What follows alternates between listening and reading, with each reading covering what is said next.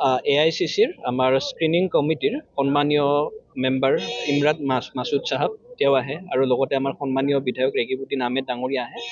মূলতে ইয়াৰে আমাৰ স্থানীয় মানুহখিনিৰ লগত আৰু স্থানীয় বিভিন্ন ব্যক্তি বিভিন্ন দল সংগঠনৰ লগত তেওঁলোকে কথা পাতে আৰু তেওঁলোকৰ মনোভাৱবোৰ জানিবলৈ চেষ্টা কৰে যে প্ৰাৰ্থী হিচাপে কাক দিলে আমি গুৰেশ্বৰ সমষ্টিটো উদ্ধাৰ কৰিব পাৰিম আৰু আমি সুকলমে জয়ী হ'ব পাৰিম।